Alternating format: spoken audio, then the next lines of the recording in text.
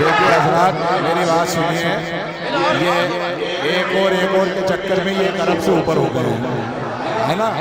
और मैं एक बात आपसे यहाँ अर्ज कर दूँ कि हमारी बहुत ही मोहतबर डाई से हमें नईम अख्तर खानवी को सुनना है, जो पूरी उर्दू दुनिया, हिंदुस्तान ही नहीं पूरी उर्दू दुनिया के मुशायर मुंतज़िर कहते हैं, जिन्हें कलाम के मौजूद सरवर कमाल साहब, अहमद निसार, हामिद हुसैनी जो थोड़ी देर में मारे जाने वाले, जावेद निशाती, इशरत बिलाल, मुजौर वालेगावी, इन लोगों को भी हमने सुनना है। तो पहला एक दौर मुकम्मल हो जाए इंशाअल्लाह, फिर उसके बाद आप जिसको कहेंगे उसको सुनवाया जाएगा। मैं मुबारकबाद देता हूँ इदरीस नाज को, उन्होंने बड़ा खूबसूरत माहौल बनाया और यकीनन आपने उन शेरों की पजीराई की जिनके वो हकदार नहीं थे। इसके लिए आपको भी मुबारकबाद देता हूँ मैं, और मुबारकबाद देता हूँ इदरीस भाई को भी। आइए हजरात, और एक मकामी शायर से इस वक्त मुलाकात आपकी कराता हूँ, और इस उम्मीद के साथ कि आप इन्हीं मोहब्बतों से, जिस मोहब्बतों से आपने इदरीस नाज साहब को सुना, उसी मोहब्बतों से डॉक्टर हमारे बीच अजमल वाहिदी साहब मौजूद है, मैं उनसे इस वक्त बड़ा अदब और एहतराम से गुजारिश करना चाहता हूँ।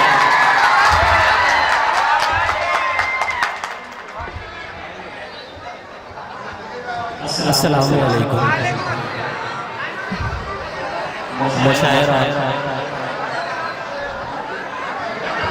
थोड़ी सी संजीदगी अगर बना ले आप लोग तो इंशाअल्लाह आज का तारीखी मुशायरा रकम हो जाएगा। जी अता कीजिए।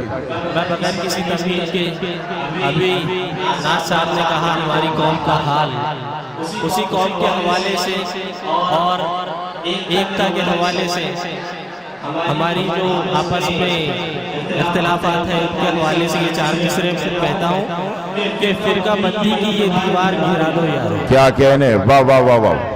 फिरका बंदी की ये दीवार गिरा दो यारो। क्या कहने, वाह। मेरी आवाज में आवाज मिला दो यारो।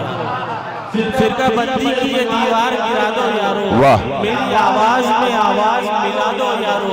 मुंतशिर हो के जमाने में पनप सकते हो, मुत्तहिद हो जमाने को हिला दो यारो।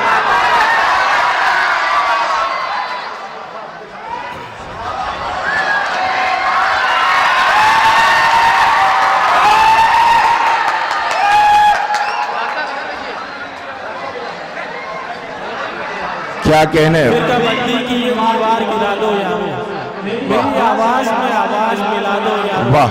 मुंतशिर हो के जमाने में पनप सकते हो, क्या कहने, मुत्तहिद हो के जमाने को हिला दो यारो।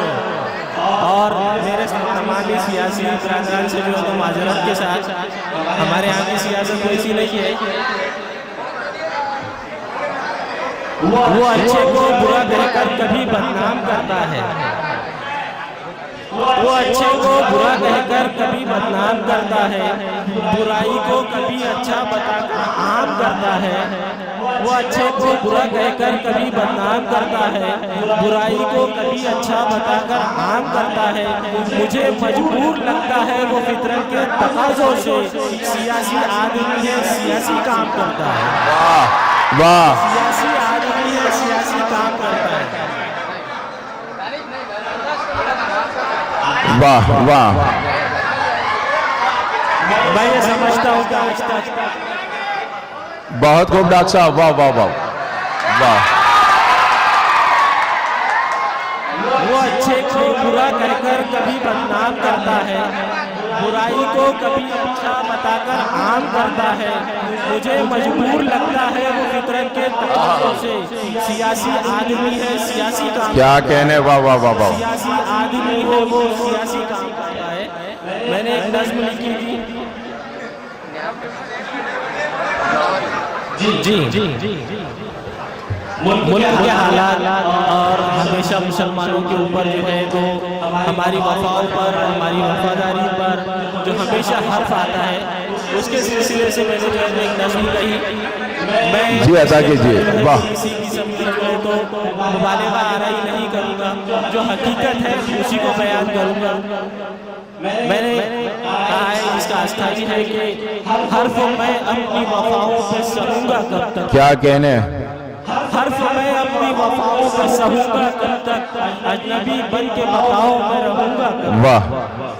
मुसलमानों की हालत और ये मेरा अस्थाई के हर्फ मैं अपनी वफाओं पर सहूँगा कब तक। क्या कहने, वाह। बताओ मैं रहूँगा कब तक। और बात क्या है कि जिंदा दरगोर किया मुझको जलाया भी गया, रहम मादर में मेरे बच्चों को मारा भी गया। क्या कहने, जिंदा दरगोर किया मुझको जलाया भी गया, रहम मादर में मेरे बच्चों को मारा भी गया।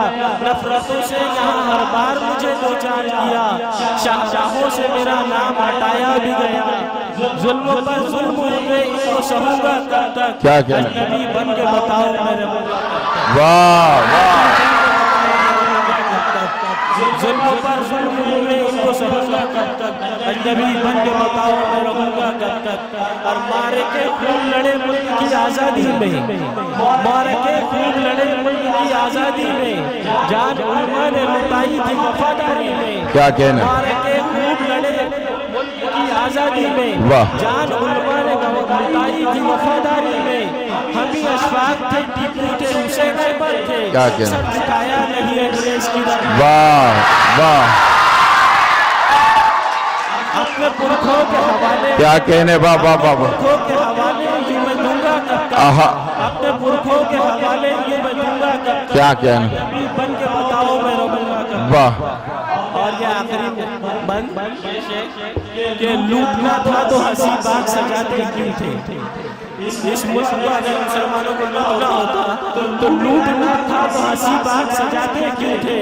अपना मदफन इसे हम लोग बनाते, क्या कहने, लूटना था तो हंसी बाग सजाते क्यों थे। अपना मदफन इसे हम लोग बनाते क्यों थे। वाह, ताज भी हमने दिया, लाल किला भी तो दिया, शाह खिलजी ने इसे मुगलों से बचा, क्या कहने, वाह, शाह खिलजी इसे मुगलों से बचाते क्यों थे। अपने पुरखों के हवाले पर, अपने पुरखों के हवाले यूं मैं दूंगा कब तक, अजनबी बन के बताओ मैं कहूँगा कब तक, फिर भी उल्फत के तराने में लिखूंगा कब तक, अजनबी। क्या कहने भाई, वाह वाह वाह, जिंदाबाद जिंदाबाद। ये थे डॉक्टर अजमल साहब।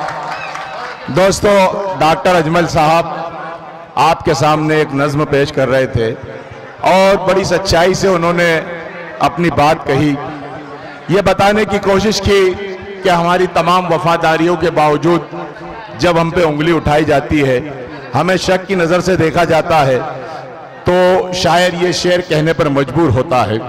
एक कर्ब है, एहसास है, जो शायर को ऐसे शेर कहने पर मजबूर करता है।